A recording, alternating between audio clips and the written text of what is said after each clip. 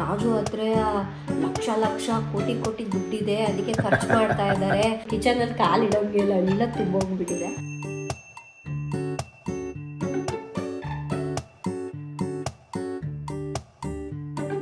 ಅರೆ ಎಲ್ಲಿ ನಿಮ್ಮ ಅತ್ತೆ ಕಾಣಿಸ್ತಾ ಇಲ್ಲ, ಊರಿಗೆ ಹೋಗ್ಬಿಟ್ಟಿದ್ದಾರ, ಏನು ಹೇಳ್ತಾನೆ ಇಲ್ಲಲ್ಲ ನೀವು ಅಂತ ಹೇಳಿದಿರ. ಫ್ರೆಂಡ್ಸ್, ಇನ್ನ ನಾಳೆ ಶೂಟ್ ಇಟ್ಕೊಳ್ಬೇಕು ಅಂತ ಅನ್ಕೊಂಡಿದೀವಿ. ಬೆಳಗ್ಗೆನೆ ಹೊರಡ್ಬೇಕು.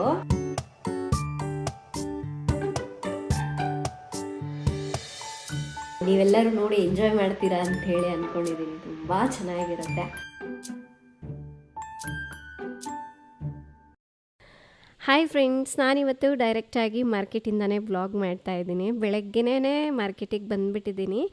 ಏನಪ್ಪ ವಿಶೇಷ ಅಂದರೆ, ನಮ್ಮ ಮೈ ವಿಲೇಜ್ ಲೈಫ್ ಚಾನಲ್ನಲ್ಲಿ ಇನ್ಮೇಲಿಂದ ರೆಗ್ಯುಲರ್ ಆಗಿ ವೀಡಿಯೋಸನ್ನು ಅಪ್ಲೋಡ್ ಮಾಡಬೇಕು ಅಂತ ಅಂದ್ಕೊಂಡಿದ್ದೀವಿ. ಈ ಹೊಸ ವರ್ಷದಂದು ನನ್ನ ಮೊದಲನೇ ನಿರ್ಧಾರ ನಾನು ತಗೊಂಡಿರೋವಂಥದ್ದು. ಇನ್ಮೇಲಿಂದ ನಮ್ಮ ಮೈ ವಿಲೇಜ್ ಲೈಫ್ ಚಾನಲ್ನಲ್ಲಿ ರೆಗ್ಯುಲರ್ ಆಗಿ ವೀಡಿಯೋಸ್ ಬರ್ತಾ ಇರುತ್ತೆ. ನೀವೆಲ್ಲರೂ ತಪ್ಪದೆ ನೋಡಿ. ಇನ್ನು ಶೂಟಿಂಗಿಗೆ ಏನೆಲ್ಲ ಐಟಮ್ಸ್ ಬೇಕೋ ಒಂದೊಂದೇ ಜೋಡಿಸ್ಕೋಬೇಕಲ್ವಾ. ಅದಕ್ಕಂತ ಹೇಳಿ ಶಾಪಿಂಗಿಗೆ ಬಂದಿದ್ದೀನಿ. ನಾನು ಬರ್ತಾನೆ ಏನೆಲ್ಲ ಐಟಮ್ಸ್ ಬೇಕೋ ಎಲ್ಲ ಲೀಸ್ಟ್ ಮಾಡ್ಕೊಂಡು ಬಂದಿದ್ದೀನಿ. ಮಾತ್ರ ಹುಡ್ಕೋದಿದೆ ಅಲ್ವಾ, ಯಪ್ಪ, ಒಂದೊಂದಕ್ಕೆ ಒಂದೊಂದು ಕಡೆ ಹೋಗಬೇಕು. ಬಟ್ ಅಲ್ಲಿ ಹೋದ್ರೂ ಸಿಗತ್ತಾ ಇಲ್ಲ ಅನ್ನೋದೇ ಡೌಟು. ನಮ್ಗೆ ಆ್ಯಕ್ಚುಲಿ ಆ ಶೂಟಿಂಗಿಗೆ ಗಾಳಿಪಟ ಬೇಕಾಗಿತ್ತು. ಬಟ್ ಇಲ್ಲಿ ಅದ್ರ ಮೇಲೆ ಎಲ್ಲ ಕಾರ್ಟೂನ್ಸು ಮತ್ತು ಏನೇನೋ ಚಿತ್ರಗಳೆಲ್ಲ ಇತ್ತು. ಬಟ್ ಪ್ಲೇನಲ್ಲಿ ಹುಡುಕ್ತಾ ಇದ್ದೀನಿ, ಸಿಗ್ತಾನೇ ಇಲ್ಲ. ಇನ್ನು ಕೆಲವೊಂದು ಐಟಮ್ಸ್ ಎಲ್ಲ ಆಲ್ರೆಡಿ ರೆಡಿ ಮಾಡಲಿಕ್ಕೆ ಹೇಳಿದ್ದೀನಿ. ಅದನ್ನು ಕೂಡ ಅಂಗಡಿಯಲ್ಲಿ ಕಟ್ಟಿಡ್ತಾ ಇದ್ದಾರೆ. ಫೈನಲಿ ನಾನು ಹುಡುಕ್ತಾ ಇರೋಂತಹ ಗಾಳಿಪಟ ಸಿಕ್ತು. ಈ ಥರ ಪ್ಲೇನ್ ಆಗಿತ್ತು ಅಂದರೆ ನೋಡಲಿಕ್ಕೂ ಚೆನ್ನಾಗಿರುತ್ತೆ. ನಮ್ಮ ಚಾನಲ್ಗೆ ಇದು ಸೂಟ್ ಆಗತ್ತೆ ಅಲ್ವಾ. ಹಾಗಾಗಿ ಒಂದು 4 ತಗೊಂಡೆ. ಜೊತೆಗೆ ನಮ್ಮ ಈರುಗೆ ಸ್ವಲ್ಪ ಟ್ರೆಡಿಷ್ನಲ್ ವೇರಲ್ಲಿ ಸ್ವಲ್ಪ ಹುಡುಕ್ತಾ ಇದೆ, ಅದು ಒಂದು ಡ್ರೆಸ್ ತಗೊಂಡೆ. ಇನ್ನು ರಾಜು ಅತ್ತೆನ ಮಾತಾಡ್ಸ್ಕೊಂಬರ್ತೀನಿ ಅಂತ ಹೋದರು. ಇನ್ನು ಅಷ್ಟರಲ್ಲಿ ಅವ್ರು ಬರೋಷ್ಟೊತ್ತಿಗೆ ಈ ಕೆಲಸಗಳೆಲ್ಲ ಮುಗಿಸ್ಕೊಳ್ಳೋಣ ಅಂತ ಹೇಳಿ ತಗೊಳ್ತಾ ಇದ್ದೀನಿ.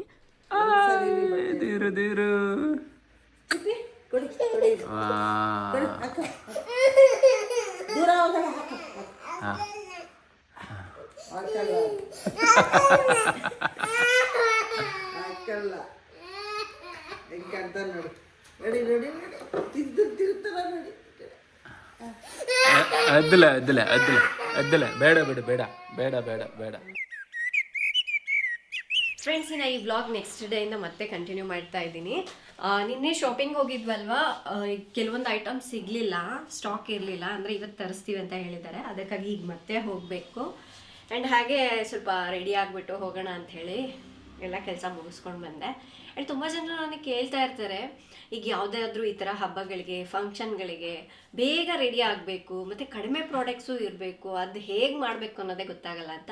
ನಾನು ಬಂದುಬಿಟ್ಟು ಆಲ್ಮೋಸ್ಟ್ ಎಲ್ಲ ಹಾಗೇನೆ ಏನಾದರೂ ರೆಡಿ ಆಗಬೇಕು ಅಂದರೆ ತುಂಬ ಕಡಿಮೆ ಪ್ರಾಡಕ್ಟ್ಸ್ ಯೂಸ್ ಮಾಡ್ತೀನಿ. ಜೊತೆಗೆ ನನ್ನ ಮೇಕಪ್ ಲಾಂಗ್ ಲಾಸ್ಟಿಂಗ್ ಇರೋ ಥರನೂ ಕೂಡ ನೋಡ್ಕೊಳ್ತೀನಿ. ನಿಮ್ಗೆ ಅದು ತೋರಿಸ್ತೀನಿ ಬನ್ನಿ ಯಾವುದು ಅಂತ.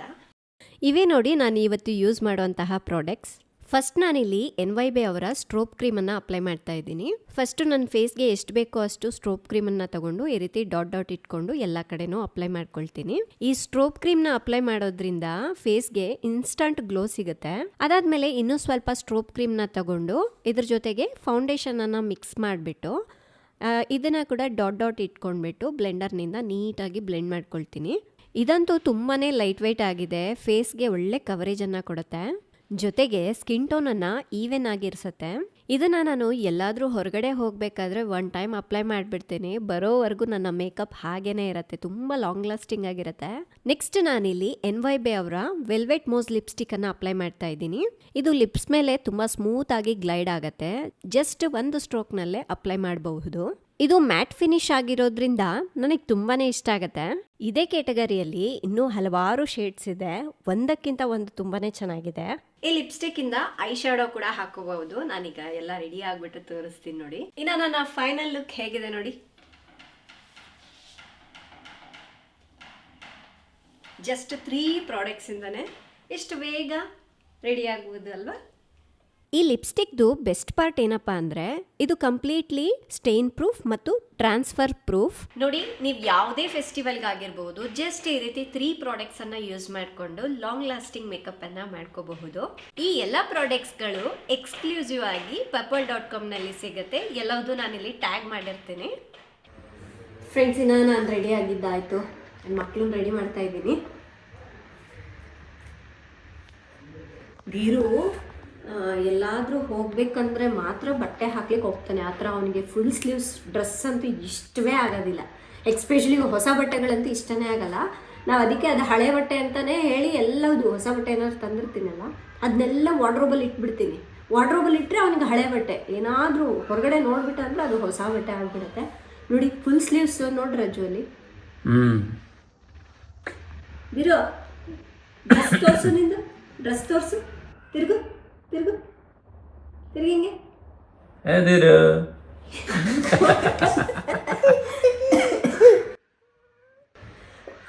ನನಗೆ ಅದಕ್ಕೆ ಅವನಿಗೆ ಬಟ್ಟೆಗಳು ಏನಾದ್ರು ತಗೊಳ್ಬೇಕಂದ್ರೆ ತುಂಬ ಹಿಂಸೆ ಆಗ್ಬಿಡುತ್ತೆ ಹಾಕಕ್ಕೆ. ಎಷ್ಟು ಹಠ ಮಾಡ್ಕೊಂಡು ಗೊತ್ತಾ. ಅದು ನಿನ್ನೆ ಅದು ತೊಗೊಂಡು ಬಂದಿದ್ವಲ್ಲ, ಒಂದು ಇಲ್ಲೇ ಲೋಕಲಲ್ಲಿ ತೊಗೊಂಡು ಬಂದಿದ್ದೆ ಡ್ರೆಸ್ಸು. ಎಷ್ಟು ಚೆನ್ನಾಗಿದೆ. ಈಗ ನನಗೆ ಅವ್ನು ಹಾಕ್ತಾನೆ ಅನ್ನೋ ಗ್ಯಾರಂಟಿನೇ ಇಲ್ಲ ರಜು. ನಿನ್ನೆ ಹಾಕಿದ್ವಲ್ಲ ನಾವು ಫೆಸ್ಟಿವಲ್ಗೆ, ನಾವು ತೋಟದಲ್ಲಿ ವಿಡಿಯೋ ಶೂಟ್ ಮಾಡೋಕ್ಕೆ ಹಾಕ್ಕೊಳೋದೇ ರೆಡಿ ಇಲ್ಲ ಅವನು. ನಾನು ಅದಕ್ಕೆ ಇವತ್ತು ಅದು ಕೊಟ್ಬಿಟ್ಟು ಬೇರೆ ಏನಾದ್ರು ಸಿಂಪಲ್ ತೊಗೊಂಡ್ಬಂದ್ಬಿಡೋಣ ಅಂತ ಅಂದ್ಕೊಂಡಿದ್ದೀನಿ. ಅದೊಂದು ವಾಪಸ್ ಮಾಡಬೇಕು. ವಾವ್, ಚಿನ್ನಿಮ್ಮ ಸೂಪರ್ ಡ್ರೆಸ್.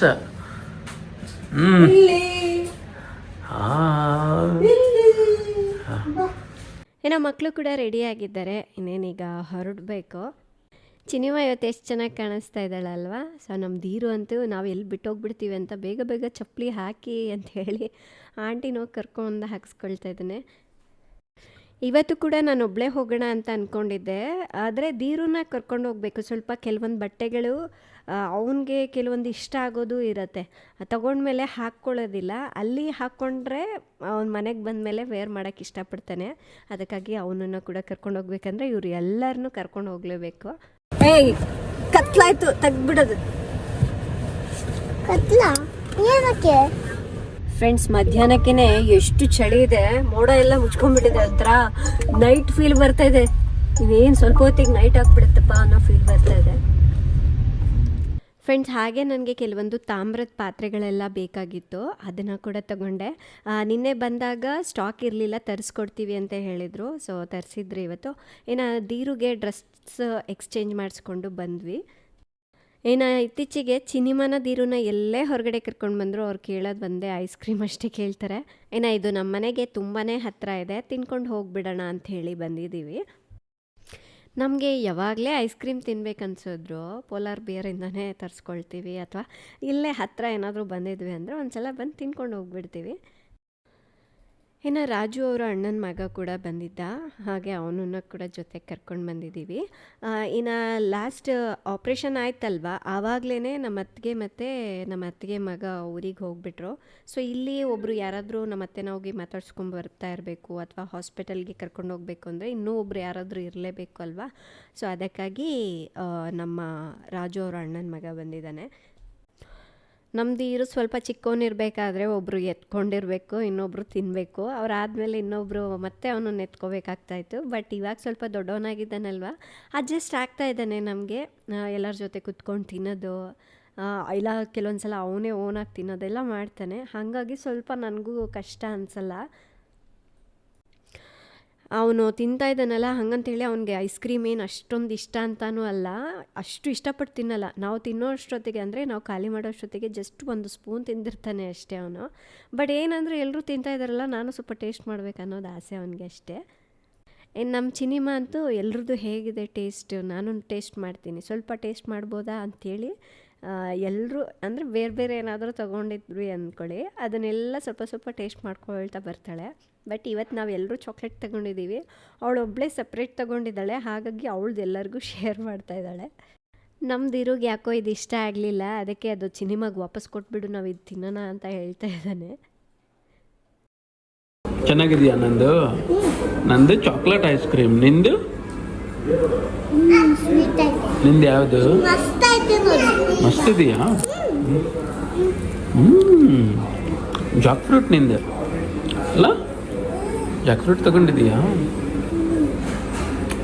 ಸೂಪರ್. ಅದು ವೆನಿಲಾ ಜಾಕ್ ಫ್ರೂಟ್. ಏನು ಅದು ವೆನಿಲಾ ಜಾಕ್ ಫ್ರೂಟ್. ವೆನಿಲಾ ಅಲ್ಲ only jack vanilla jackfruit. No vanilla jackfruit. ಎರಡೂ ಯಾರು ಹೇಳಿದರು? ಅದು ನಾನೇ ನಿನ್ನೆ ಹೇಳಿದೆ. ಇನ್ನು ನಮ್ಮ ರಾಜುಗೆ ಇಲ್ಲಿ ಬಂದರೆ ಸ್ಯಾಂಡ್ವಿಚ್ ತುಂಬ ಇಷ್ಟಪಟ್ಟು ತಿಂತಾರೆ, ತುಂಬ ಚೆನ್ನಾಗಿರುತ್ತೆ. ಸೊ ನಾನು ಕೂಡ ಸ್ವಲ್ಪ ಟೇಸ್ಟ್ ಮಾಡೋಣ ಅಂತ ಹೇಳಿ ತಿಂತಾ ಇದ್ದೀನಿ. ನೋಡಿ, ನಾನು ಏನೇ ತಿಂದರೂ ಕೂಡ ಲಿಪ್ಸ್ಟಿಕ್ ಹೋಗುತ್ತೆ ಅನ್ನೋ ಟೆನ್ಷನೇ ಇಲ್ಲ. ಬಟ್ ನಾನು ಇದೆಲ್ಲ ಹೊರಗಡೆ ತಿಂದ್ಬಿಟ್ಟೆ ಅಂದರೆ ಮತ್ತೆ ರಾತ್ರಿ ಹೋಗಿಬಿಟ್ಟು ಊಟ ಮಾಡೋಕ್ಕಾಗೋದಿಲ್ಲ. ಹಾಗಾಗಿ ಜಂಕ್ ಎಲ್ಲ ಸ್ವಲ್ಪ ಕಮ್ಮಿನೇ ನಾನು ತಿನ್ನೋದು. ವೀಕ್ ಡೇಸಲ್ಲಿ ನಾವು ಆಲ್ಮೋಸ್ಟ್ ಎಲ್ಲ ಹೆಲ್ದಿಯಾಗಿರೋದನ್ನೇ ತಿನ್ನಲಿಕ್ಕೆ ಟ್ರೈ ಮಾಡ್ತೀವಿ. ಏನೋ ವೀಕೆಂಡ್ಸಲ್ಲಿ ಅವಾಗವಾಗ ಈ ಥರ ಹೊರಗಡೆ ಬಂದಾಗ ಅಷ್ಟೇ ತಿನ್ನೋದು. ಇಲ್ಲಾಂದರೆ ಆಲ್ಮೋಸ್ಟ್ ಎಲ್ಲ ನಾನು ಮನೇಲೇ ರೆಡಿ ಮಾಡ್ತೀನಲ್ವ. ಹಾಗಾಗಿ ಹೊರಗಡೆದೇನು ಮಕ್ಕಳು ಅಷ್ಟು ಇಷ್ಟಪಟ್ಟು ತಿನ್ನಲ್ಲ, ನಾನು ಅಷ್ಟಾಗಿ ಅದನ್ನು ಎಂಕರೇಜ್ ಮಾಡಲ್ಲ. ಇನ್ನು ದೀರು ಅಂತೂ ಒಂದು ನಿಮಿಷನೂ ವೇಸ್ಟ್ ಮಾಡಲ್ಲ. ಬಂದ್ವಾ ತಿಂದ್ವಾ ಎದ್ದು ಹೋಗ್ತಾ ಇರಬೇಕು, ಕುತ್ಕೊಂಡು ಟೈಮ್ ಪಾಸ್ ಮಾಡಬಾರ್ದು. ಅಲ್ಲಿ ನಾಯಿ ಇದೆ, ನಾನು ನಾಯಿ ನೋಡ್ಕೊಂಡು ಬರ್ತೀನಿ ಅಂತ ರಾಜುಗೆ ಹೇಳ್ತಾ ಇದ್ದಾನೆ. ಅವನು ಕೆಲವೊಂದು ದೊಡ್ಡ ದೊಡ್ಡ ವರ್ಡ್ಸ್ ಎಲ್ಲ ಮಾತಾಡ್ತಾನೆ. ನಿಜವಾಗ್ಲೂ ಕೆಲವ್ರು ನಂಬೋದೇ ಇಲ್ಲ ಅವ್ನಿಗೆ 2 ವರ್ಷ ಅಂದರೆ ಅಷ್ಟೊಂದೆಲ್ಲ ಮಾತಾಡ್ತಾನೆ. ಕನ್ವರ್ಸೇಷನ್ ಎಲ್ಲ ಚೆನ್ನಾಗಿ ಮಾಡ್ತಾನೆ. ಯಾರಾದರೂ ಬೇರೆಯವ್ರ ಪರಿಚಯ ಇಲ್ಲ ಅಂದರೂ ಕೂಡ ಅವ್ರ ಜೊತೆ ಮಾತಾಡ್ಲಿಕ್ಕೆ ಟ್ರೈ ಮಾಡ್ತಾನೆ ಅವನು. ಅದಕ್ಕಾಗಿ ಹೇಳ್ತಾರೆ ಎಷ್ಟು ಬೇಗ ಮಿಂಗಲ್ ಆಗ್ತಾನೆ, 2 ವರ್ಷ ಹುಡುಗ ಇಷ್ಟು ಬೇಗ ಮಿಂಗಲ್ ಆಗ್ತಾನ ಅಂತ ಹೇಳ್ಬಿಟ್ಟು ಖುಷಿ ಆಗುತ್ತೆ ನಮಗೆ ಒಂದು ಕಡೆ ಅದು. ಫ್ರೆಂಡ್ಸ್, ಇನ್ನು ಬರೋದೇ ಮಕ್ಳಿಗೆ ಊಟ ಮಾಡಿಸ್ದೆ, ಅವ್ರನ್ನ ಮಲಗಿಸಿದ್ದೀನಿ.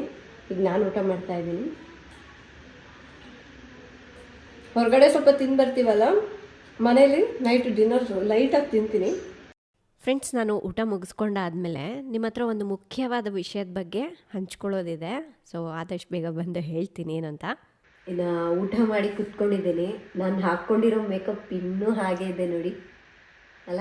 ಫ್ರೆಂಡ್ಸ್, ಇನ್ನು ನಾಳೆ ಶೂಟ್ ಇಟ್ಕೊಳ್ಬೇಕಂತ ಅಂದ್ಕೊಂಡಿದ್ದೀವಿ. ಬೆಳಗ್ಗೆನೇ ಹೊರಡಬೇಕು. ಅಂದರೆ ಅದು ಬೆಳಗ್ಗೆ ಟೈಮ್ನಲ್ಲಿ ಹೋದ್ರೂ ನಮಗೆ ಕೆಲವೊಂದು ಸೀನ್ಸ್ ಎಲ್ಲ ಮಾಡೋಕ್ಕೆ ಚೆನ್ನಾಗಿರುತ್ತೆ. ಆದರೂ ಏನಾಗುತ್ತೆ ಗೊತ್ತಾ, ನಾವು ಎಷ್ಟು ಬೆಳಗ್ಗೆ ಹೋದ್ರೂ ಅದು ಬಿಸಿಲು ಬಂದುಬಿಟ್ಟಿರುತ್ತೆ. ಅಂದರೆ ಟೈಮ್ ಹೋಗೋದೇ ಗೊತ್ತಾಗಲ್ಲ. ಅದಕ್ಕೆ ಎಲ್ಲ ರೆಡಿ ಮಾಡ್ಕೊಂಡಿದ್ದೀನಿ. ಈಗ ಗಾಳಿಪಟ, ಎಳ್ಳು, ಬೆಲ್ಲ, ಸೊ ಇನ್ನೂ ಸಾಕಷ್ಟು ಐಟಮ್ಸ್ ರೆಡಿ ಮಾಡಿದ್ದೀನಿ. ಕಿಚನಲ್ಲಿ ಕಾಲಿಡೋಂಗೆಲ್ಲ ಎಲ್ಲ ತುಂಬೋಗ್ಬಿಟ್ಟಿದೆ. ಇನ್ನು ನೀರು ಒಂದು ಬಾಟ್ಲ್ ತುಂಬಬೇಕು ಇಟ್ಟು ಬಂದಿದ್ದೀನಿ ವಿಡಿಯೋ ಮುಗಿಸಿ ಹೋಗೋಣ ಅಂತ. ಎಂಡಿನ ನಾಳೆ ಶೂಟ್ ನೆನೆಸ್ಕೊಂಡ್ರೆ ಭಯ ಆಗ್ತಾಯಿದೆ ನನಗೆ, ಹೆಂಗೆ ಬರುತ್ತೋ ಹೆಂಗೋ ಏನು ಕತೆ ಅಂತ. ಬಟ್ ನೀವೆಲ್ಲರೂ ನೋಡಿ ಎಂಜಾಯ್ ಮಾಡ್ತೀರಾ ಅಂಥೇಳಿ ಅಂದ್ಕೊಂಡಿದ್ದೀನಿ. ತುಂಬ ಚೆನ್ನಾಗಿರುತ್ತೆ. ಸೊ ವೆಯ್ಟ್ ಮಾಡಿ ಆ ವಿಡಿಯೋಗೋಸ್ಕರ. ಹಾಗೆ ನಿಮ್ಮ ಸಪೋರ್ಟ್ ನಮ್ಗೆ ಸದಾ ಹೀಗೆ ಇರಲಿ. ಆ್ಯಂಡ್ ತುಂಬ ಜನರು ಏನು ಕೇಳ್ತಾ ಇದ್ದಾರೆ ಅಂದರೆ, ಎಲ್ಲಿ ನೀವು ಮತ್ತೆ ಕಾಣಿಸ್ತಾ ಇಲ್ಲ, ಊರಿಗೆ ಹೋಗ್ಬಿಟ್ಟಿದ್ದಾರಾ, ಏನೂ ಹೇಳ್ತಾನೆ ಇಲ್ಲಲ್ಲ ನೀವು ಅಂತ ಹೇಳಿದಾರ. ನನಗೆ ಸ್ವಲ್ಪ ದಿವಸ ಹುಷಾರಿರಲಿಲ್ಲ. ಅಂದರೆ ಮಕ್ಕಳಿಗೆಲ್ಲ ಹುಷಾರಿಲ್ದಂಗೆ ಆಗಿತ್ತು, ಅವರಿಂದ ನನಗೂ ಆಗಿತ್ತು ಹುಷಾರಿಲ್ದಂಗೆ. ಬಟ್ ಈಗೆಲ್ಲರೂ ಸ್ವಲ್ಪ ರಿಕವರ್ ಆಗಿದ್ದೀವಿ. ಆ್ಯಂಡ್ ನನ್ನ ಮುಖ ನೋಡಬೇಕಾಗಿತ್ತು ನೀವು, ಫುಲ್ ಪಿಂಪಲ್ಸ್ ಎಲ್ಲ ಬಂದುಬಿಟ್ಟಿತ್ತು. ಸ್ವಲ್ಪ ಸ್ಟ್ರೆಸ್ ಎಲ್ಲ ಜಾಸ್ತಿ ಆಗಿ ಹಾರ್ಮೋನಲ್ ಇಂಬ್ಯಾಲೆನ್ಸ್ ಆಗೋಗ್ಬಿಟ್ಟಿತ್ತು. ಸೊ ಈಗ ಪರವಾಗಿಲ್ಲ, ಒಂದು 2 ಡೇಸಿಂದ ಹುಷಾರಾಗಿದ್ದೀನಿ. ಆ್ಯಂಡ್ ನಮ್ಮ ಅತ್ತೆ ಬಗ್ಗೆ ಕೇಳೋದಾಯಿತು ಅಂದರೆ, ಅವ್ರು ಊರಿಗೆ ಹೋಗಿಲ್ಲ, ಇಲ್ಲೇ ಇದ್ದಾರೆ. ಬಟ್ ಯಾಕೆ ಹಾಸ್ಪಿಟಲ್ದು ವಿಡಿಯೋ ಮಾಡ್ತಾ ಇಲ್ಲ ಅಂದರೆ, ಅವ್ರದ್ದು ಆಪ್ರೇಷನ್ ಆಯ್ತಲ್ವ. ಸೊ ಅದಾದಮೇಲೆ ಡಿಸ್ಚಾರ್ಜ್ ಮಾಡಿದ್ರು. ಡಿಸ್ಚಾರ್ಜ್ ಮಾಡಿ ಮನೆಯಲ್ಲಿ ಅಲ್ವಾ ಕಾಣಿಸ್ಬೇಕು, ಎಲ್ಲಿ ಕಾಣಿಸ್ತಾ ಇಲ್ಲ ಅನ್ಕೋಬಹುದು. ಸೊ ಅವರಿಗೆ ಸ್ಪೆಷಲ್ ಕೇರು ಬೇಕು ಅಂತ ಅನ್ನಿಸ್ತು. ಆ್ಯಕ್ಚುಲಿ ನಾವು ಆಪ್ರೇಷನ್ ಆಗದೆ ಮನೆಗೆ ಕರ್ಕೊಂಬಂದುಬಿಡೋಣ ಅಂತ ಅಂದ್ಕೊಂಡ್ವಿ. ಆದರೆ ಅವರಿಗೆ ಪದೇ ಪದೇ BP, ಶುಗರ್ ಎಲ್ಲ ಟೆಸ್ಟ್ ಮಾಡ್ತಾ ಇರಬೇಕು. ಮತ್ತು ಅವರು ಒನ್ ಅವರ್ಗೆ ಯೂರಿನ್ ಜಾಸ್ತಿ ಪಾಸ್ ಮಾಡ್ತಾಯಿದ್ರು. ಹಾಗಾಗಿ ಅದನ್ನೆಲ್ಲ ನಾವು ಮಾಡಬೇಕಂದ್ರೆ ನಮಗೂ ಡಿಫಿಕಲ್ಟ್ ಆಗುತ್ತೆ. ಯಾಕೆಂದರೆ ಅವ್ರಿಗೆ ಏಜ್ ಆಗಿದೆ ಅಲ್ವಾ, ಎತ್ಕೊಂಡು ಹೋಗಿ ಕರ್ಕೊಂಡು ಬರೋದು ತುಂಬ ಕಷ್ಟ ಆಗುತ್ತೆ. ಹಾಗಾಗಿ ರಾಜು ಇದು ಸ್ಪೆಷಲ್ ಕೇರ್ ಇದ್ದರೆ ಒಳ್ಳೆಯದು ಅಂತ ಹೇಳಿ ಯೋಚನೆ ಮಾಡಿಬಿಟ್ಟು, ಹಾಗೆ ಅವರಿಗೆ ಫಿಸಿಯೋಥೆರಪಿ ಕೂಡ ಕೊಡಬೇಕು. ಅಂದರೆ ಅವ್ರಿಗಿನ್ನೂ ನಡೆಯೋಕ್ಕೇನೂ ಬರೋದಿಲ್ಲ ಅಲ್ವ. ಸೊ ಅದು ಹೇಳ್ಕೊಡ್ತಾರೆ, ಯಾವ ರೀತಿ ನಡಿಬೇಕು, ಆ ಮೂಮೆಂಟ್ಸ್ ಎಲ್ಲ ಹೇಳ್ಕೊಡ್ತಾರೆ. ಬಟ್ ನಮ್ಗೆ ಅದೆಲ್ಲ ಮಾಡೋಕ್ಕೂ ಆಗೋದಿಲ್ಲ, ನಮಗೇನೂ ಗೊತ್ತೇ ಇರೋದಿಲ್ಲ ಅಲ್ವ. ಏನೋ ಒಂದು ನಾವು ಮಾಡಿ ಮತ್ತೆ ಎಡವಟ್ಟಾಗೋದು ಬೇಡ ಅಂತ ಹೇಳಿ ನಾವು ಮನೆಗೆ ಬಂದು ಎಲ್ಲ ನೋಡ್ಕೊಳ್ಳುವಂತಹ ಒಬ್ಬರು ನರ್ಸ್ನ ಹೈಯರ್ ಮಾಡಿಬಿಡೋಣ ಅಂತ ಅಂದ್ಕೊಂಡ್ವಿ. ಬಟ್ ರಾಜು ಸುಮಾರು ಕಡೆ ವಿಚಾರಿಸಿದ್ರು ಅಲ್ವಾ, ಏನಾಯ್ತು ಅವಾಗ? ಅದು ಏನಾಗುತ್ತೆ, ಅವರು ಓನ್ಲಿ 8 ಅವರ್ಸ್ ಬರ್ತಾರೆ, 8 to 10 ಅವರ್ಸ್. ಈಗ ಡೇ ಟೈಮ್ನಲ್ಲಿ ಬೆಳಿಗ್ಗೆ ಬಂದ್ರೆ ಸಂಜೆ ಹೋಗ್ಬಿಡ್ತಾರೆ. ಮತ್ತೆ ನೈಟ್ ನೋಡ್ಕೊಳ್ಳೋರು ಯಾರು? ಇನ್ನೊಬ್ರನ್ನ ಹೈರ್ ಮಾಡ್ಬೇಕು ಮತ್ತೆ. ಅದನ್ನು ನೋಡಿದೆ. ಈಗ ಒಬ್ಬರಿಗೆ ಮಿನಿಮಮ್ 25,000 ಅಂತೆ ಪರ್ ಮಂತ್. ನೈಟ್ ಇನ್ನೊಬ್ರನ್ನ ಹಾಕಬೇಕು ಅಂದರೆ ಅದು ಇನ್ನೂ ಜಾಸ್ತಿ. ಅದು ಹಾಕಿದ್ರು ಕೂಡ ಪ್ರಾಬ್ಲಮ್ ಏನಂದ್ರೆ ಇನ್ನು 4 hours ಗ್ಯಾಪ್ ಇರುತ್ತೆ, 4 to 5 hours. ಆ ಗ್ಯಾಪಲ್ಲಿ ಹೇಗೆ ಇನ್ನೊಬ್ರನ್ನ ಹೈರ್ ಮಾಡ್ಬೇಕು? ಅದೇ 3 ಜನ ಆಗ್ಬಿಡುತ್ತೆ. ಈಗ ನಾವು ಒಂದು 5 hours ನಾವು ನೋಡ್ಕೊಂಡ್ರು ಅದು ಈಗ ಏನಾಗುತ್ತೆ ಅಂದರೆ ಡೇ ಟೈಮ್ನಲ್ಲಿ ನೋಡ್ಕೋಬಹುದು, ನೈಟ್ ಟೈಮು ನೋಡ್ಕೋಬಹುದು. ನೈಟ್ ಟೈಮು ಒಬ್ಬ ನರ್ಸನ್ನ ಇಟ್ಕೊಂಡ್ಬಿಡ್ಬೋದು ನೈಟ್ ಟೈಮೆಲ್ಲ ನೋಡ್ಕೊಳ್ಳೋಕೆ. ಬಟ್ ಬೆಳಿಗ್ಗೆ ಟೈಮ್ನಲ್ಲಿ ಮಕ್ಕಳು ಇರ್ತಾರೆ, ಸ್ಕೂಲ್ ಇರುತ್ತೆ. ಈಗ ನಿನಗೂ ಕೈ ನೋವಾಗ್ಬಿಟ್ಟಿದೆ, ಎತ್ತೋಕ್ಕಾಗಲ್ಲ, ಯಾವಾಗಲೂ ನಾ ಇರಲೇಬೇಕಾಗುತ್ತೆ. ಆಮೇಲೆ ನಮಗೆ ಅದೆಲ್ಲ ಕೇರ್ ಗೊತ್ತಿಲ್ಲ, ಹೆಂಗೆ ಮಾಡಬೇಕು, ಫಿಸಿಯೋಥೆರಪಿ ಏನೇನು ಮಾಡಬೇಕು, ಇದೆಲ್ಲ ತುಂಬ ಡೇಂಜರ್ ಆಗುತ್ತೆ. ಅಟ್ಲೀಸ್ಟ್ ಫಸ್ಟ್ 1 month ಆದರೂ ನಾವು ಪ್ರೊಫೆಷ್ನಲ್ ಆಗಿ ಕೇರ್ ಕೊಡಬೇಕು ಅವ್ರಿಗೆ. ಡಾಕ್ಟರ್ ಹೇಳಿದ್ದು ಅದೇ, ಯಾಕೆಂದರೆ ಏಜ್ ತುಂಬ ಆಗಿಬಿಟ್ಟಿದೆ, ಮೊದಲೇ ಡಯಾಬಿಟಿಕ್ ಪೇಷಂಟ್. ಸೊ ಹಾಗಾಗಿ ಸ್ಪೆಷಲ್ ಕೇರ್ ಬೇಕೇ ಬೇಕು. ಇದೆಲ್ಲ ನೋಡಿ ಇಬ್ಬಿಬ್ಬರನ್ನ ಹೈರ್ ಮಾಡಬೇಕು. ಇಲ್ಲಾಂದರೆ ಒಬ್ಬರು ಸಿಗ್ತಾರೆ, 24 hours ಇರ್ತಾರೆ ಮನೆಯಲ್ಲ. ಬಟ್ ಅವ್ರಿಗೆ ನಾವು 3 ಹೊತ್ತು ಊಟ ಹಾಕ್ಬೇಕು, ಸಪರೇಟ್ ರೂಮ್ ಎಲ್ಲ ಬೆಡ್ ಇರ್ಲಿಕ್ಕೆ ಮಲಗಲಿಕ್ಕೆ ಎಲ್ಲ ಅವ್ರಿಗೆ ಅವಕಾಶ ಮಾಡಿಕೊಡ್ಬೇಕು. ಮತ್ತೆ ಅವರು ಮಂತ್ಲಿ 3 days ಬರಲ್ಲ. ಆ 3 days ಯಾರು ನೋಡ್ಕೋಬೇಕು? ಅದು ಬಿಡು. ಈಗ ಇನ್ನೂ ಒಂದು ಏನು ಗೊತ್ತಾ, ಅವ್ರು ಏನು ಮಾಡ್ತಾರಂತೆ, ಕೆಲವೊಬ್ರು ಎಕ್ಸ್ಪೀರಿಯನ್ಸ್ ಹೇಳಿದ್ರು ಕೇಳಿದಾಗ, ಸರ್ ಅವರು ನಾವು ಕಳಿಸ್ತೀವಿ, ಅವರೇ ಏಜೆನ್ಸಿ ಅವರೇ ಹೇಳಿದ್ರು, ಅವ್ರೇನು 24 hours ಅಂತ ನಾವು ಕಳಿಸ್ತೀವಿ, ಮಧ್ಯದಲ್ಲಿ ಅವರು ಮನೆಯಲ್ಲಿ ಎಮರ್ಜೆನ್ಸಿ ಇದೆ, ಅವ್ರು ಬಂದರು ಇವ್ರು ಬಂದರು ಅಂತ ಹೋಗೋದು ಚಾನ್ಸಸ್ ಇರುತ್ತೆ. ಇಲ್ಲ ಅವರಿಲ್ಲ ಬೇರೆಯವ್ರನ್ನ ಅಪಾಯಿಂಟ್ ಮಾಡಬೇಕು ಅಂದರೆ ಮಧ್ಯದಲ್ಲಿ ಮತ್ತೆ ನಮಗೊಂದು 2-3 days ಟೈಮ್ ಬೇಕಾಗುತ್ತೆ, ಇದೆಲ್ಲ ಇರುತ್ತೆ ಅಂತ ಹೇಳಿದರು. ಮತ್ತೆ ಇದೆಲ್ಲ ಕಿರಿಕಿರಿ ಇಲ್ಲಪ್ಪ, ಸುಮ್ಮನೆ ಟೆನ್ಷನ್. ಈಗ ಜನರು ಇರೋದೇ ಹಾಗೆ ಅಲ್ವಾ, ಬರ್ತಾರೆ ಬಿಟ್ಟು ಹೋಗಿಬಿಡ್ತಾರೆ. ಹಾಗಾಗಿ ಇದೆಲ್ಲ ಬೇರೆ, ಏನಾದರೂ ನೋಡೋಣ ಅಂದಾಗ ಅವಾಗ ನರ್ಸಿಂಗ್ ಕೇರ್ ಅನ್ನೋದು ಸಿಕ್ತೆ.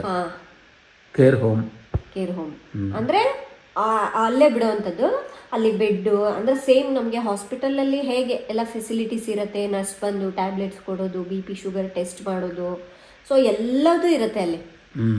ಅವ್ರಿಗೆ ಎವ್ರಿ 2 hours BP ಟೆಸ್ಟ್ ಮಾಡ್ತಾರೆ, ಹಗಲು ರಾತ್ರಿ.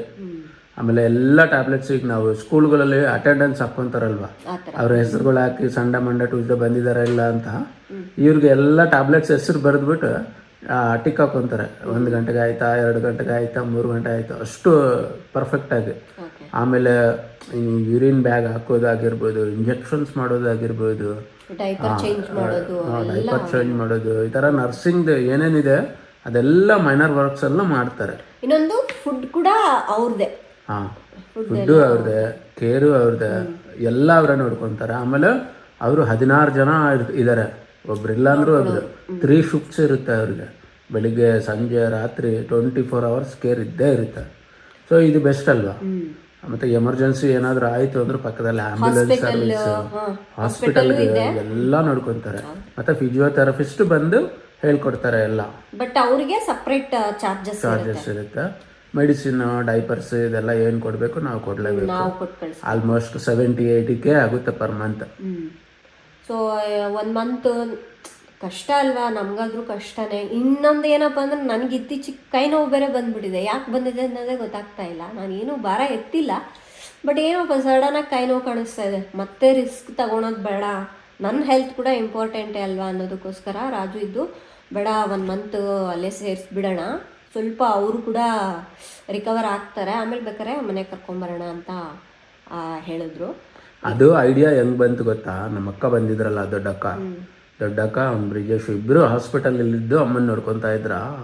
ಅವ್ರಿಬ್ಬರಿಗೆ ಆಗ್ತಾ ಇಲ್ಲ ಅಪ್ಪ. ಅವ್ರಾದ್ರೆ ಹೋದ್ ಕೂಡಲೇ ಹೇಳ್ತಾರೆ, ನನ್ ನಿದ್ದೆನ ಇಲ್ಲ ಅಂದ್ರೆ 10 ನಿಮಿಷಕ್ಕೆ ಎಬ್ಬಿಸ್ತಾರ ಅವ್ರನ್ನ. ಪಾಪ ಅವ್ರಿಗೂ ನಿದ್ದೆ ಆಗ್ತಾನೆ ಇರ್ಲಿಲ್ಲ. ಅವರು ಅದು ನೋವಾಗುತ್ತಲ್ಲ, ಗಟ್ಟಿ ಕಿರ್ಚ್ಬಿಡೋದು. ಅವ್ರಿಗೆ ನೋವಿದೆ ಅಲ್ಲ, ಎದ್ದಿಲ್ಲ ಅಂದ್ರೆ ಟವಲ್ ಎಸ್ದು ಬಿಡ್ತಾರಂತೆ ಈಗ. ಸೊ ಹಂಗಾಗಿ ಯಾರಿಗೇ ಆಗಲಿ ಎಷ್ಟು ಅವರ್ ಅಂತ ನೋಡ್ಕೊಳಕ್ಕಾಗತ್ತೆ ಅಲ್ವಾ, ಎಷ್ಟು ದಿವಸ ಅಂತ ನೋಡ್ಕೊಳಕ್ಕಾಗತ್ತೆ, ಕಷ್ಟ ಆಗತ್ತೆ ನಿದ್ದೆ ಇಲ್ಲ ಅಂದರೆ. ಸೊ ಅವರು ಆಪ್ರೇಷನ್ ಆಗಿದ್ರೆ ಹೊರಟೋದ್ರು. ಇನ್ನು ನಮಗೂ ಪ್ರಾಬ್ಲಮ್ ಆಗಬಾರ್ದು ಅನ್ನೋದಕ್ಕೋಸ್ಕರ ರಾಜು ಇದೆಲ್ಲದನ್ನ ಯೋಚನೆ ಮಾಡಿದ್ರು. ಸೊ ಈಗ ಅದು ಆಗಲ್ಲ. ಅದು ಈಗ ನಾವು ಮನೇಲಿ ಮಕ್ಕಳನ್ನ ಇಟ್ಕೊಂಡು ಅದು ಸ್ಮೆಲ್ ನೋಡಿದ್ರೆ ಮಾಡ್ತಾರಲ್ಲ 1, 2 ಮಾಡ್ತಾರಲ್ವಾ, ಭಯಂಕರ ಸ್ಮೆಲ್ ಇದೆ. ಮೆಡಿಸಿನ್ಸ್ ಎಲ್ಲ ತಗೋತಾರೆ. ಮಕ್ಕಳು ಇದ್ದಿದ್ದ ಪ್ಲೇಸಲ್ಲಿ ಅದು ಆಗೋದೇ ಇಲ್ಲ. ಅದೆಲ್ಲ ಡೈಪರ್ಸ್ ಎಲ್ಲ ಕ್ಲೀನ್ ಮಾಡೋದು, ಒರೆಸೋದು ಒಬ್ಬರ ಕೈಯಲ್ಲಂತೂ ಆಗೋದೇ ಇಲ್ಲ. ಅದು ಅಲ್ಲದೆ ಲೇಡೀಸ್ ಇರಲೇಬೇಕು. ಅಕ್ಕ ಇದ್ರ ಅವರು ಮಾಡೋಕ್ಕಾಗ್ತಾ ಇರಲಿಲ್ಲ. ಅಲ್ಲಿ ಹಾಸ್ಪಿಟ್ಲಲ್ಲಿ ನರ್ಸ್ಗಳೆಲ್ಲ ಬಂದು ಮಾಡೋಗ್ತಾ ಇರ್ತಾರೆ ಅವರು ಇವರು. ಬಟ್ ಆದರೂ ಕೂಡ ಅದು ಸ್ಮೆಲ್ ಆಗೋದು ನನಗೆ ಆಗಲ್ಲಪ್ಪ, ನನಗೆ ಒಂಥರ ಆಗುತ್ತೆ. ಎಷ್ಟೋ ದಿವಸ ಊಟ ಮಾಡೋದೇ ಬಿಟ್ಬಿಟ್ಟಿದ್ರು ಸ್ಮೆಲ್ಗೆ ಅಂತ. ಸೊ ಅದು ಆಗಲ್ಲ. ಆಮೇಲೆ ಇದೆಲ್ಲ ನೋಡಿಕೊಂಡು ಇದು ವರ್ಕೌಟ್ ಆಗಲ್ಲ. ನಾವು ಹಿಂಗಾದ್ರೆ ಸುಮ್ಮನೆ ಅವ್ರ ಆರೋಗ್ಯನೂ ಕೆಡುತ್ತೆ, ನಮ್ಮ ಆರೋಗ್ಯನೂ ಕೆಡುತ್ತೆ. ಇದು ಬೆಸ್ಟ್ ಸೊಲ್ಯೂಷನ್ ಅಂತ ಹೋಗಿ ಅಲ್ಲಿ ಸೇರಿಸಿ ಬಂದ್ಬಿಟ್ವಿ ನಾವು. ನಿಮಗೆ ಕೆಲವೊಂದು ವಿಡಿಯೋ ಕ್ಲಿಪ್ಸ್ ಹಾಕಿರ್ತೀವಿ ನೋಡಿ, ಅಂದರೆ ಅವರು ಪ್ರತಿ ದಿವಸ ವಿಡಿಯೋಸ್ನ ಶೇರ್ ಮಾಡ್ತಿರ್ತಾರೆ ನಮಗೆ ಗ್ರೂಪಲ್ಲಿ. ಈ ಥರ ನಡೀತಾ ಇದೆ, ಇದೆಲ್ಲ ಮಾಡಿಸಿದ್ದೀವಿ ಅನ್ನೋದಕ್ಕೋಸ್ಕರ ನಮಗೆ ಕಳಿಸ್ಕೊಡ್ತಾರೆ ಪ್ರೂಫ್ಗೆ ಅಂತ. ಸೊ ಅದೇ ಕ್ಲಿಪ್ಸ್ನ ಇಲ್ಲಿ ಹಾಕಿರ್ತೀನಿ. ಈಗ ಹಾಸ್ಪಿಟ್ಲಲ್ಲಿ ಅಷ್ಟು ದಿವಸ ಇದ್ರಲ್ಲ, ಜಸ್ಟ್ ಎದ್ದು ಕುತ್ಕೊಂಡು ಒಂದು ಸ್ಟೆಪ್ ಹಾಕೋಕೆ ಬರ್ತಾ ಇರಲಿಲ್ಲ. ಈಗ ಅಲ್ಲಿ ಹೋದ್ರು ನೋಡು ನರ್ಸಿಂಗ್ ಕೇರ್ಗೆ, ವಿತಿನ್ 1 ವೀಕಲ್ಲಿ ತುಂಬ ಚೆನ್ನಾಗಿ ನಡೀತಾ ಇದ್ದಾರೆ. ಬಟ್ ಯಾವುದೇ ಆಪ್ರೇಷನ್ ಆಗಿರಲಿ ಅದು ಸ್ವಲ್ಪ ಪೇನ್ ಇದ್ದೇ ಇರತ್ತಲ್ವಾ. ಸೊ ಹಂಗಾಗಿ ಸ್ವಲ್ಪ ಅವರು ರಿಕವರ್ ಆಗ್ಲಿಕ್ಕೆ ಟೈಮ್ ಬೇಕು. ಮಾಡ್ತಾ ಇದ್ದಾರೆ ಏನೋ ಒಂದು. ಹೇಗೋ ಇದು ಬೆಸ್ಟ್ ಇದೆ. ನಾವು ಹೋಗಿ ಡೈಲಿ ಹೋಗಿ ಎಲ್ಲರೂ 1 ಗಂಟೆ ಹೋಗಿ ಟೈಮ್ ಸ್ಪೆಂಡ್ ಮಾಡಿ ಬರ್ಬೋದು. ಆಮೇಲೆ ರಿಲೇಟಿವ್ಸು ಬರ್ತಾ ಇರ್ತಾರಲ್ವಾ, ಅವರು ಅಲ್ಲಿ ಹೋಗಿ ಎಷ್ಟೊತ್ತು ಬೇಕಾದ್ರೆ ಅಷ್ಟೊತ್ತು ಟೈಮ್ ಸ್ಪೆಂಡ್ ಮಾಡಿ ಅವರು ಬರ್ಬೋದು. ಯಾರಿಗೂ ವೆಯ್ಟ್ ಅನ್ಸೋದಿಲ್ಲ. ಅಮ್ಮಗೂ 24 hours ಕೇರ್ ಸಿಗುತ್ತೆ. ನಮ್ಮದು ನಮ್ಮ ಕೆಲಸನೂ ನಿಂದಿರೋದಿಲ್ಲ. ಎಲ್ಲರಿಗೂ ಅನುಕೂಲ ಆಗುತ್ತೆ ಈಗ. ಬಟ್ ಆದರೂ ನನಗೆ ಯಾಕೋ ಅಮೌಂಟ್ ಸ್ವಲ್ಪ ಜಾಸ್ತಿ ಅನ್ನಿಸ್ತು. ಬಟ್ ಅನಿವಾರ್ಯ, ಏನು ಮಾಡೋಕ್ಕಾಗಲ್ಲ. ಫಸ್ಟು ಅವ್ರು ನಡೆಯೋಕ್ಕಾಗೋವರೆಗೂ ಏನು ಮಾಡೋಕ್ಕಾಗಲ್ಲ. ಅದು ದೊಡ್ಡ ಅಮೌಂಟ್ ಅಲ್ವಾ. ಎಲ್ಲೋ ಒಂದು ಕಡೆ ಅನ್ಸುತ್ತೆ ಅಯ್ಯೋ ಇಷ್ಟು ದೊಡ್ಡ ಅಮೌಂಟ್ ಅಂತ. ಬಟ್ ನಮಗೆ ಬೇರೆ ಆಪ್ಷನ್ ಇಲ್ಲ. ಸೊ ಇದೇ ಆಪ್ಷನ್ ಇರೋದ್ರಿಂದ ಇದನ್ನು ಚೂಸ್ ಮಾಡ್ಕೊಂಡಿದ್ದೀವಿ. ಇನ್ನು ಇನ್ನೊಂದು ವಿಷಯ ಇತ್ತೀಚೆಗೆ ತುಂಬಾ ಕೇಳ್ತಾ ಇರೋವಂಥದ್ದು, ಯಾಕೆ ನಿಮ್ಮ ತಲೆ ಮೇಲೆ ಎಲ್ಲ ಹಾಕ್ಕೊಳ್ತಾ ಇದ್ದೀರಾ, ಎಲ್ಲ ನಿಮ್ಮ ತಲೆ ಮೇಲೆ ಹಾಕ್ತಾರಲ್ಲ ಯಾಕೆ ಅನ್ನೋದು ತುಂಬ ಜನರು ಕೇಳ್ತಾ ಇರ್ತಾರೆ. ನನಗೆ ನಿಜವಾಗ್ಲೂ ಇದಕ್ಕೆ ಏನು ಹೇಳ್ಬೇಕನ್ನೋದೇ ಗೊತ್ತಾಗ್ತಿಲ್ಲ. ಬಟ್ ನನಗೆ ಗೊತ್ತು ಏನು ಆ ಪರಿಸ್ಥಿತಿ ಅಂತ. ಬಟ್ ಇದನ್ನು ನಮ್ಮ ರಾಜುನೇ ಹೇಳ್ತಾರಪ್ಪ, ನಾನು ವಹಿಸ್ಕೊಡೋಕೆ ಹೋಗೋದಿಲ್ಲ. ಕೇಳ್ತಾ ಇದ್ದಾರೆ, ಯಾಕೆಲ್ಲ ನಿಮ್ಮ ತಲೆ ಮೇಲೆ ಹಾಕ್ಕೊಳ್ತೀರಾ, ಯಾಕೆಲ್ಲ ನಿಮ್ಮ ತಲೆ ಮೇಲೆ ಹಾಕ್ತಾರಲ್ಲ, ಏನಕ್ಕೆ ಹಾಗೆ? ಯಾಕೆ ನನ್ನ ತಲೆ ಮೇಲೆ ಹಾಕಿದ್ರೆ ತಪ್ಪೇನೂ ಇಲ್ಲ. ಅಂದ್ರೆ 4 ಜನ ಮಕ್ಕಳು 4 ಜನರು ಇದು ಮಾಡಬೇಕು ಅಂತ ಅದೊಂದು. ಬಟ್ ಏನೋ ದೇವ್ರು ನಮಗೆ ಆಶೀರ್ವಾದ ಮಾಡಿದ್ದಾರೆ, ನಾವು ನಿಂದಿರ್ಬೇಕು. ಯಾರು ಏನು ಮಾಡ್ತಾರೋ ಅದು ಸೆಕೆಂಡರಿ. ನಾನೇನು ಮಾಡ್ತಾ ಇದ್ದೀನಿ ಅದು ಫಸ್ಟ್. ಅದು ನಮ್ಮ ರಾಜು ಫಾಲೋ ಮಾಡ್ತಾರೆ. ಅವರು ಬಂದು ಮಾಡ್ತಾರೆ, ಇಲ್ಲ ಅಂತಲ್ಲ. ಅಣ್ಣ ಅವರು ನೋಡ್ಕೊಂಡಿದ್ದಾರೆ, ಅಕ್ಕ ಅವರು ನೋಡ್ಕೊಂಡಿದ್ದಾರೆ. ಅವ್ರ ಕೈಲಾದಷ್ಟು ಅವ್ರು ಮಾಡ್ತಾ ಇದ್ದಾರೆ, ನಮ್ಮ ಕೈಲಾದಷ್ಟು ನಾನು ಮಾಡ್ತಾ ಇದ್ದೀನಿ. ಎಲ್ಲರೂ ಕೂಡಿ ಮಾಡ್ತಾ ಇದ್ದೀವಿ. ಸೊ ಅದು ಬಿಟ್ಟರೆ ಬೇರೆ ರೀಸನ್ ಏನೂ ಇಲ್ಲ. ರಾಜುನೇ ಮಾಡಲೇಬೇಕು, ರಾಜುನೇ ಮಾಡ್ತಾ ಇದ್ದಾರೆ ಅನ್ನೋದಲ್ಲ. ಬಟ್ ಈಗ ಇವ್ರು ಮಾಡಬಾರ್ದು ಅವ್ರು ಮಾಡಬಾರ್ದು ಅಂತ ಏನಿಲ್ಲ. ಅವ್ರಿಗೆ ಅನ್ನಿಸ್ತಾ ಇದೆ ಮಾಡಬೇಕು ಅಂತ ಅವ್ರು ಮಾಡ್ತಾ ಇದ್ದಾರೆ ಅಷ್ಟೇ. ಇನ್ನೊಂದು ಹಾಗೆ ಹೇಳಿದ್ರೆ ಇನ್ನು ಕೆಲವ್ರು ಏನು ಅಂದ್ಕೊಳ್ತಾರೆ ಗೊತ್ತಾ, ರಾಜು ಹತ್ರ ಲಕ್ಷ ಕೋಟಿ ದುಡ್ಡಿದೆ ಅದಕ್ಕೆ ಖರ್ಚು ಮಾಡ್ತಾ ಇದ್ದಾರೆ ಅಂತ ಕೆಲವ್ರು. ನಿಜ, ನಮ್ದ್ರಲ್ಲೆಲ್ಲ ಕೆಲವ್ರು ಹಂಗೆ ಅಲ್ಲ ಅನ್ಕೊಳೋದು. ಅವ್ರಿಗೆ ಹಿಂಗೆ ಕುತ್ಕೊಂಡ್ಬಿಟ್ರೆ ಟಕ ಹೊಡೆದ್ಬಿಟ್ರೆ ಬಂದ್ಬಿಡುತ್ತೆ, ಹಿಂಗೆ ಕುತ್ಕೊಂಡು ಟಕ ಒತ್ತಿದ್ರೆ ಫೋನಲ್ಲಿ ಬಂದ್ಬಿಡುತ್ತೆ ಅಂತ ಅನ್ಕೊಳ್ಳಿ. ಎಷ್ಟು ಚೆನ್ನಾಗಿ ಹೇಳ್ತಾರೆ ಗೊತ್ತಾ. ಹಿಂಗೇನು ನೀವು ಫೋನಲ್ಲಿ ಹಿಂಗೆ ಒತ್ಬಿಟ್ರೆ ಆಯ್ತು ದುಡ್ಡು ಲಕ್ಷ ಬಂದ್ಬಿಡುತ್ತೆ ಅಂತ. ಆ ಥರ ಏನೂ ಇಲ್ಲ. ನಾವು ಕಷ್ಟಪಟ್ಟು ಹಗಲು ರಾತ್ರಿ ಕುತ್ಕೊಂಡು ದುಡ್ದಿರೋ ಅಂಥ ಹಣ, ಅದನ್ನು ನಾವು ಬೇರೆ ಬಿಸ್ನೆಸ್ಗಳಿಗೆಲ್ಲ ಇನ್ವೆಸ್ಟ್ ಮಾಡಿದ್ದೀವಿ. ಅದು ಹೆಂಗೆ ಗೊತ್ತಾ, ಇನ್ವೆಸ್ಟ್ ಮಾಡಿಬಿಟ್ಟಿದ್ದೀವಿ, ಈಗ ತೆಗೆದ್ರೂ ಲಾಸೆ. ಹಾಗೆ ಇಟ್ಟರೆ ಇವ್ರಿಗೆ ಆಪ್ರೇಷನ್ ಆಗಲ್ಲ.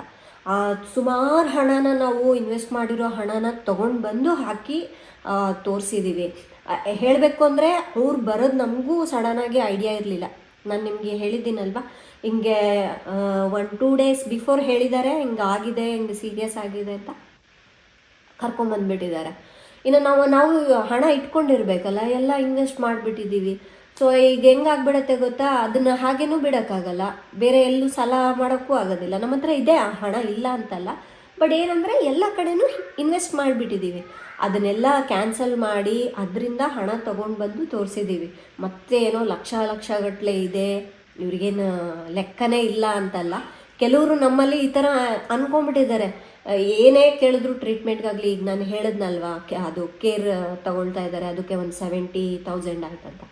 ಏನು ಲೆಕ್ಕ ಇಲ್ಲ ಬಿಡು, ಆರಾಮ್, ಅದೇನು 70,000 ದೊಡ್ಡ ಮ್ಯಾಟ್ರೇ ಅಲ್ಲ, ಆ ಥರ ತಿಳ್ಕೊಳ್ತಾರೆ. ಬಟ್ ನಮಗೆ ಇಲ್ಲಿ ಗೊತ್ತು, ಒಂದೊಂದು ರೂಪಾಯಿ ದುಡಿಯೋಕ್ಕೂ ನಾವು ತುಂಬ ಕಷ್ಟಪಡ್ತೀವಿ. ಗಂಡ ಹೆಂಡತಿ ತುಂಬ ಕಷ್ಟಪಟ್ಟು ದುಡ್ದಿರೋ ಹಣ ಅದು, ಫ್ರೀ ಅಂತೂ ಬಂದಿಲ್ಲ, ಯಾರೂ ಕೊಟ್ಟೂ ಇಲ್ಲ.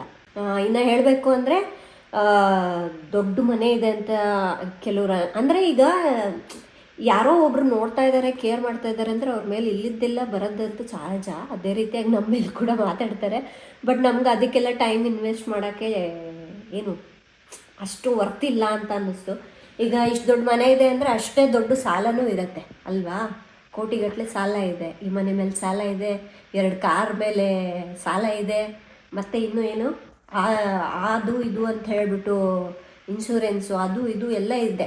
ಅದೆಲ್ಲದು ಕಟ್ಕೊಳ್ಬೇಕು, ಅದ್ರ ಜೊತೆಗೆ ನಾವು ಜೀವನ ಮಾಡಬೇಕು, ಎಂಪ್ಲಾಯೀಸ್ಗೆ ಸ್ಯಾಲ್ರಿ ಕೊಡಬೇಕು, ಎಲ್ಲದೂ ನೋಡ್ಕೊಳ್ಬೇಕು ಅಲ್ವಾ? ಇನ್ನು ಅದೆಲ್ಲ ಯೋಚನೆ ಮಾಡಿ ನಾವು ಮಾಡ್ಕೊಳ್ತಾ ಇರ್ತೀವಿ, ಪ್ಲ್ಯಾನ್ ಮಾಡ್ತಾ ಇರ್ತೀವಿ. ಬಟ್ ಕೆಲವ್ರಿಗೆ ಏನಂದರೆ ನಮ್ಮ ಹತ್ರ ಹಣ ಕೊಳೀತಾ ಇದೆ, ಹೆಂಗೆ ತೆಗೆದು ಕೊಡ್ತಾರೆ ಅಂದ್ಕೊಳ್ತಾರೆ. ಆ ಥರ ಏನೂ ಇಲ್ಲ. ನಾವು ಕೂಡ ಮಿಡಿಲ್ ಕ್ಲಾಸ್ ಅವರೇ, ಎಲ್ಲರ ಥರ ನಮಗೂ ಕಷ್ಟಗಳಿರುತ್ತೆ. ಆನೆ ಕಷ್ಟ ಆನೆಗೆ ಇರಬೇಕಷ್ಟ ಇರಬೇಕಂತಾರಲ್ಲ, ಆ ಥರ. ಸೊ ಏನಂದರೆ ತಾಯಿ ಆಗಿರೋದ್ರಿಂದ ನೋಡೋ ಕರ್ತವ್ಯ ಇದೆ, ಮಾಡ್ತಾ ಇದ್ದೀವಿ ಹೊರತಾಗಿ ಹಣ ಜಾಸ್ತಿ ಆಗೋ ಅಥವಾ ಹಣ ಏನೋ ಬಿದ್ದುಬಿಟ್ಟು ಏನೋ ಖರ್ಚು ಮಾಡ್ತಾ ಇಲ್ಲ. ಅಷ್ಟೇ ಕಷ್ಟ ಇದೆ ನಮಗೆ. ಬಟ್ ನಾವು ಏನೂ ಹೇಳ್ಕೊಳ್ಳಲ್ಲ, ಏಕೆಂದರೆ ನಾವೇನಂದರೆ ನಮ್ಮನ್ನು ನೋಡಿ 4 ಜನ ಇನ್ಸ್ಪೈರ್ ಆಗೋರಿದ್ದಾರೆ, ಮೋಟಿವೇಶನ್ ತೊಗೊಳ್ಳೋರಿದ್ದಾರೆ. ಇಲ್ಲ ನನಗೆ ಇಷ್ಟು ಕಷ್ಟ ಇದೆ, ಇಷ್ಟು ಸಾಲ ಇದೆ ಅಂದರೆ ಯಪ್ಪ ಇವ್ರಿಗೆ ಇಷ್ಟು ಕಷ್ಟ ಬಂದಿದೆ ಅಂದರೆ ನಮಗೆ ಇನ್ನೆಷ್ಟು. ಸೊ ಆ ಥರ ಕುಗ್ಬಾರ್ದು ಯಾರು. ನಮ್ಮನ್ನು ನೋಡಿ 4 ಜನರು ಮುಂದೆ ಬರಬೇಕು, ಬೆಳಿಬೇಕು ಅನ್ನೋದಕ್ಕೋಸ್ಕರ ನಾವು ಆದಷ್ಟು ನಮ್ಮ ಸಕ್ಸಸ್ಸನ್ನೇ ತೋರಿಸ್ತೀವಿ ಹೊರತಾಗಿ ನಮ್ಮ ನೋವನ್ನು ಅಷ್ಟಾಗೆ ಹಂಚ್ಕೊಳ್ಳಲ್ಲ. ಏನೋ ಹೇಳಬೇಕಂದ್ರೆ ಹೇಳ್ತೀವಿ ಅಷ್ಟೇ, ಓಕೆನಾ? ಸೊ ಇದನ್ನು ಯಾಕೋ ನಿಮ್ಮ ಜೊತೆ ಶೇರ್ ಮಾಡಬೇಕನ್ನಿಸ್ತು, ಮಾಡಿದೆ. ಮತ್ತು ಇನ್ನು ಯಾರು ಪರ್ಸ್ನಲಾಗಿ ತೊಗೊಳ್ಬೇಡಿ, ಓಕೆ? ಇದು ಕೆಲವರಿಗೆ ತಲುಪಬೇಕಾಗಿತ್ತು, ಆ ವಿಡಿಯೋ ಮೂಲಕ ಹೇಳಿದ್ದೀನಿ. ಏನೋ ಇವತ್ತಿನ ಬ್ಲಾಗ್ ಎಲ್ಲ ಏನು ಮಾಡ್ತಾಯಿದ್ದೀನಿ ಫ್ರೆಂಡ್ಸ್. ನಾಳೆಗೆಲ್ಲ ಇನ್ನೂ ಕೆಲವೊಂದು ರೆಡಿ ಮಾಡ್ಕೊಳ್ಳೋದಿದೆ, ಮಾಡ್ಕೊಂಡು ಬರ್ತೀನಿ. ಇವತ್ತಿನ ವಿಡಿಯೋ ಇಷ್ಟ ಆದರೆ ಲೈಕ್ ಮಾಡಿ ಆ್ಯಂಡ್ ಮೈ ವಿಲೇಜ್ ಲೈಫ್ ಚಾನಲ್ನ ಸಪೋರ್ಟ್ ಮಾಡಿ. ಯಾರೆಲ್ಲ ಸಬ್ಸ್ಕ್ರೈಬ್ ಮಾಡಿದೋ ಮಾಡ್ಕೊಳ್ಳಿ. ನಾಳೆ ಇನ್ನೊಂದು ಹೊಸ ವಿಡಿಯೋದೊಂದಿಗೆ ಮತ್ತೆ ಸಿಗ್ತೀನಿ. ಅಲ್ಲಿವರೆಗೂ ಟೇಕ್ ಕೇರ್, ಬಾಯ್ ಬಾಯ್.